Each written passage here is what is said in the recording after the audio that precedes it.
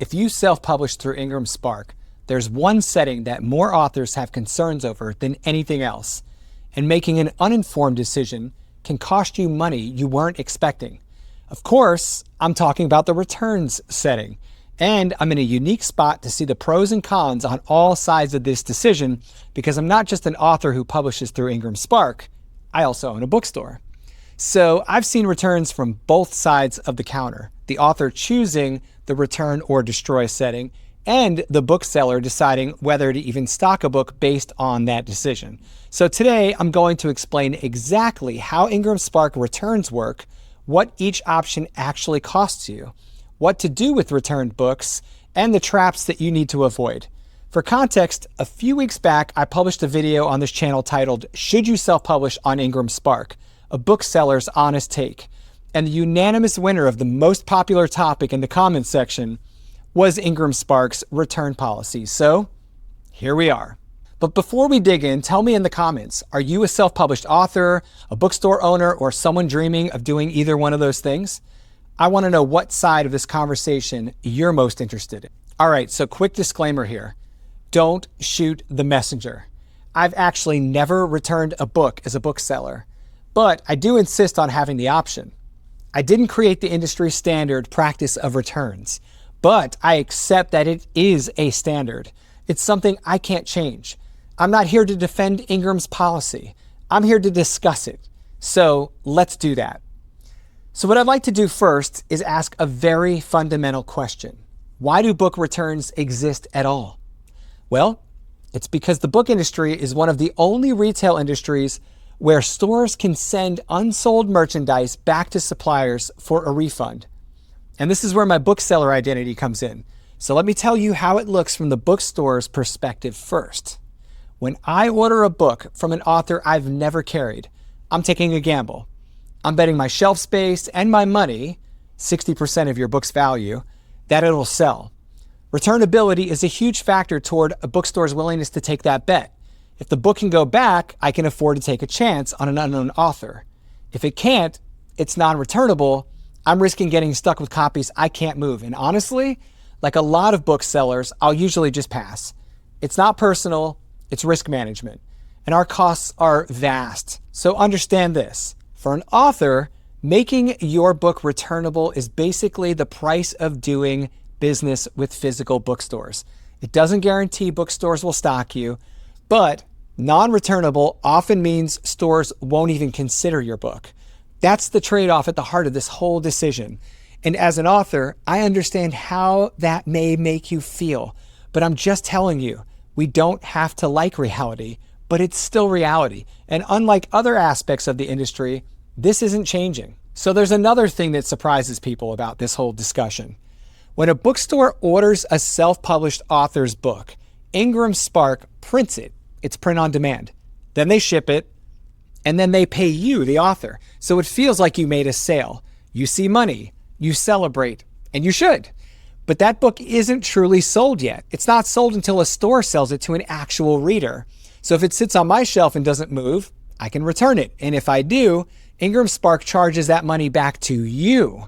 So a sale you already got paid for looks like a reversal months later. That's the thing that blindsides a lot of authors. They don't realize the compensation they saw can come back out. Once you understand that an order is not final until a customer buys a book from the bookseller, the whole return system seems to make a little bit more sense. Okay, so when you set up a title, IngramSpark makes you pick a return option. There are 3, and you can change these options after publishing if you want to.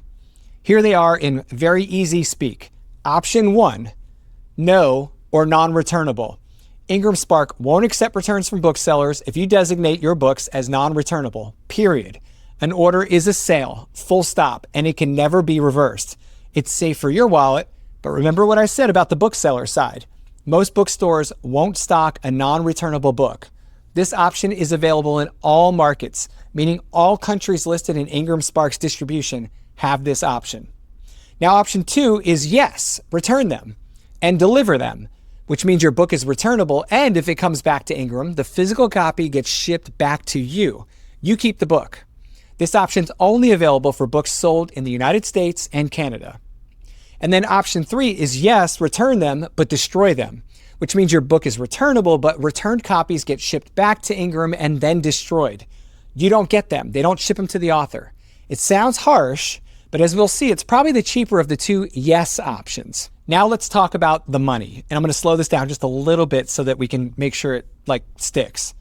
When a book is returned, IngramSpark charges you, the publisher, the wholesale cost of that book, not the retail price, the wholesale price, plus, depending on your options, shipping and handling, which is about $3. And if you've changed your price since you published it, they charge the wholesale cost that's active on the date the return is processed, not the date the bookseller ordered your book. Okay, so now the shipping and handling on top of the wholesale chargeback. If you've selected yes, deliver my book, and the book is returned to a US address, you pay the wholesale cost plus $3 per book for shipping and handling. Not retail, wholesale plus $3. And if you select yes, deliver for books returned internationally, you pay wholesale costs plus $20 per book for shipping. Now that's a lot. If you select yes, destroy, you pay just the wholesale cost, no shipping and handling. That's why destroy is the most cost-effective of the 2 returnable options. You eat the wholesale chargeback either way, but you skip the per book shipping fee of either $3 or $20. The trade-off is you don't get your books back. So let's look at an example that IngramSpark provides in their help menu. And that's as of today, of this video's release date. So if your book is listed at $25.99 retail price, and you offer the regular wholesale discount of 55%, that leaves $11.70 wholesale. Then you pay $3 shipping and handling per book on that returned item.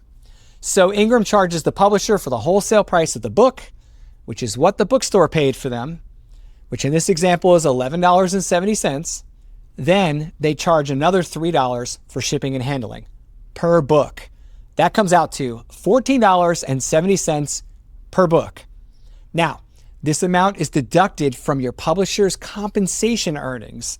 If the publisher has not earned enough compensation for the amount of the returns, the publisher is then invoiced for the amount owed. So, let's talk about this from a real-world gut check kind of perspective and how this could possibly impact you. Because I've seen authors report that they get charged something like $28 on a return for a book. They only made about $4 on. And when you factor in the wholesale chargeback plus shipping, a return can cost you more than the original sale, which was based on wholesale, earned you. Now that's not a scare tactic, that's just the math. And it sucks when you're not prepared for it. And I completely understand that. And while I hear so many authors say they're worried about a bookstore buying tons of their books and returning them, that's actually a pretty rare occurrence because you have to remember, the bookstore pays wholesale to get them. And most bookstores are not willing to buy more than a few copies. I'm talking 3 to 5 copies usually at a time, unless your book is an actual seller for them. Any store doing otherwise is likely not going to be in business for very long. Even with the option to return your book, the fund flows for a business, a bookstore, can cripple them if they're poorly managed. And there's one more thing to consider here. Let's not pretend like the stores aren't losing money when a book doesn't sell. They hate returns as much as you do. Every store wishes every book sold. Stores pay a minimum of 60% retail to get the book in the store. They pay staff to stock and sell them, and pay some form of shipping in both directions in some cases. Not to mention, they often employ discounts to move stock, and every book on a shelf has an inventory cost and is an opportunity cost. They want every book to sell just as much as you do. But let's move past all the doom and gloom. I like to solve problems and turn them into successes in my business. So let's talk about what you can do with returned books. Remember that $14.70 Ingram charge in your example? Well, the retail price was $24.99, which means you stand to profit from a little bit all the way up to $10.29 if you sell that returned book. So let's talk about what that looks like next. Now, for some reason, I rarely hear anyone talk about what to do with returned books. Personally, I like to turn my returned books into opportunities. In fact, I know an author, and this is no joke, who turned a massive return into a bulk sales machine that net over 11,000 books sold in 90 days. Yes, you heard that right. A few boxes of returns motivated this author to engage in bulk sales. And once she got started, she didn't stop with that one box of returns on her porch. She hand sold bulk orders for months and racked up a sizable start to her career. Now, that's a pretty unique example, but it's real. And there's a lesson in that example. So if you choose, yes, return my books and deliver them, and you're getting physical books back, those are not trash. They're inventory. You already paid a wholesale cost to get them back, plus the shipping. So a question isn't, what am I supposed to do with these books that are returned? It's, how do I now sell these books? And selling books is literally my day job. So let me give you some bookseller advice and reframe this whole deliver versus destroy decision. Now, on paper, destroy is cheaper, but if you have a way to resell those returned copies at full retail price, paying a few dollars for shipping to get them back on your shelves, then delivery can be absolutely worth it, because now you own a book at wholesale cost that you can still sell for full price. The math flips if, and only if, you actually have a way to sell them. So here are a few options to consider. 1, author events, signings, festivals, and markets. This is a very strong option. When you sell a book directly at an event, a signing, book festival, whatever, you sell it at full retail and you keep all the profit from that book. No wholesale discount, no middleman. A returned book that you got back at a couple of dollars wholesale, signed and sold at your table for full cover price, is now your highest margin sale. Returns become your event stock. Option 2, your own online store or direct sales point. Sell every book yourself through your own author website, your web store, whatever, direct to your mailing list. Again, you capture full retail instead of the wholesale minus returns math. Signed copies sold direct are a great offer for your readers, and return stock is a perfect way to fill this inventory. Your most loyal readers often want to buy directly from you anyway. Number 3, promotional uses that build your audience. Not every returned copy has to be a retail sale. Returned books make great giveaway items for contests or other giveaway opportunities, copies for Bookstagrammers, booktubers, bundle add-ons, thank you gifts for your email list signups, whatever. You're sending a book you already own to buy attention, reviews, word of mouth. And those things can be worth more than the cover price of a single book in some instances. Now, number 4 is you can either sell or consign to other indie bookshops directly. Now, I'll tell you a little bookseller secret here. A lot of us will happily take your signed copies from a local author on consignment or buy a few directly from you, especially if you walk in and introduce yourself and go through all the paces that I cover in my video about selling your book to bookstores. Now, returned stock is exactly what you could use for that purpose.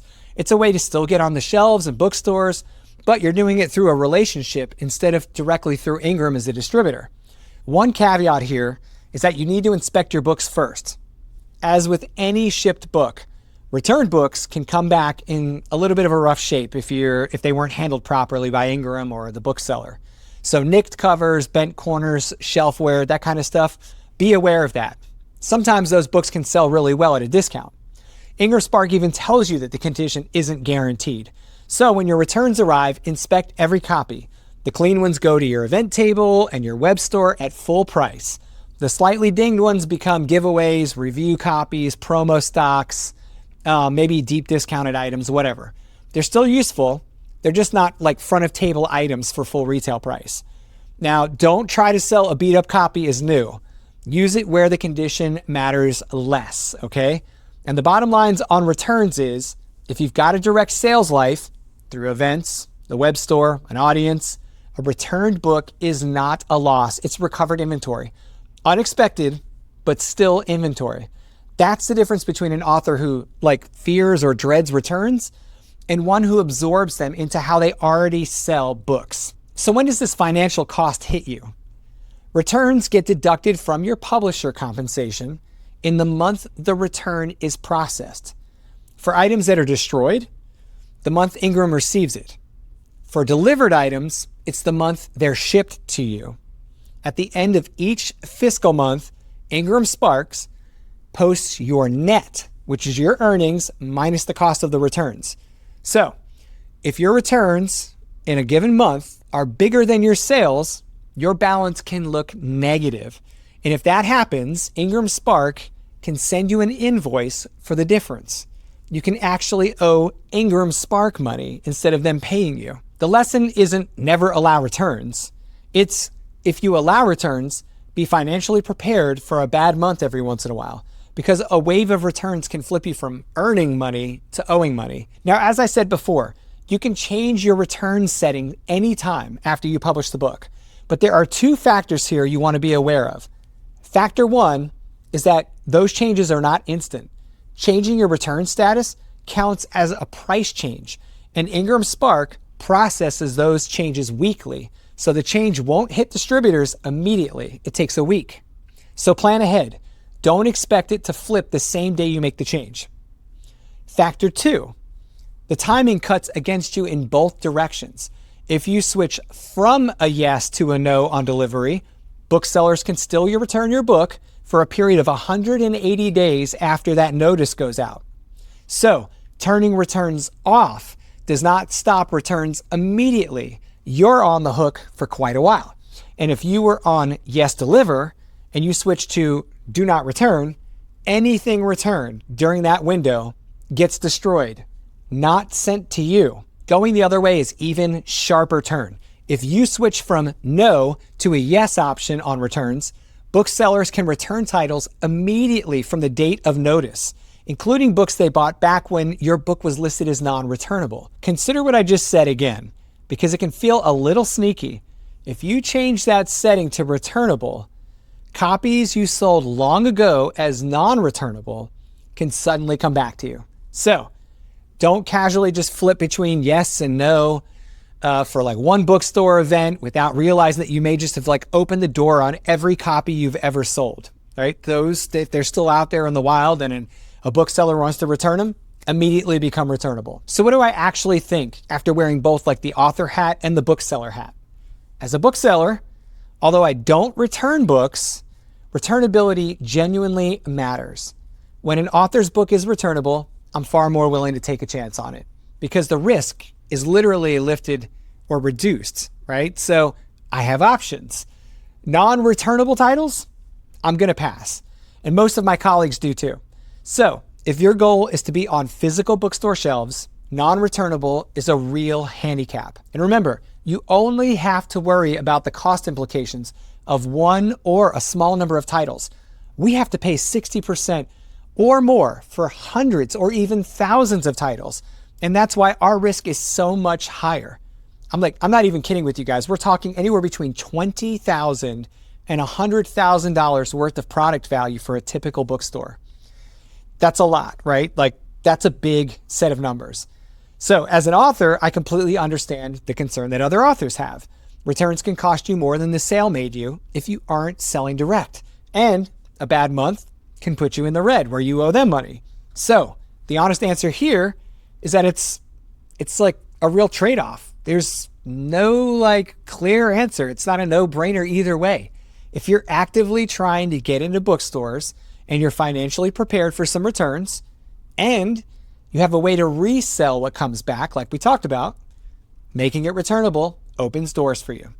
If you're focused on online sales and don't want the risk, do not return is a legitimate, safe choice.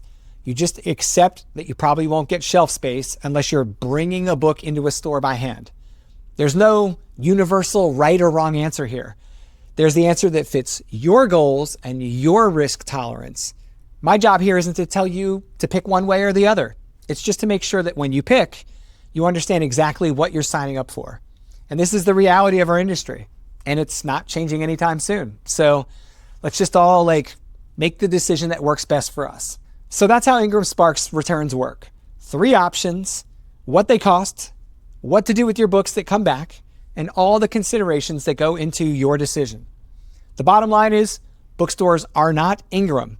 Everyone would love it if every book sold and returns weren't a thing. And most importantly, indies need to stick together. And a bookstore could be your best friend. They could be helping you get your book in the hands of readers. Now, at the start, I asked whether you're an author, a bookseller, or if you're dreaming about being one or both of those things. So tell me, if you're published, which return option did you choose? And did anything about returns ever surprise you? Did you get a huge shipment on your porch? Have you never had returns? I want to know. I've experienced returns. Let me know in the comments what your experience is. And yes, I do read every comment, even though sometimes I can't respond to everyone. And again, there's one last reminder. I'm showing how this works and my own experience. This is not financial or publishing advice, and IngramSpark's exact numbers are available to change at any time.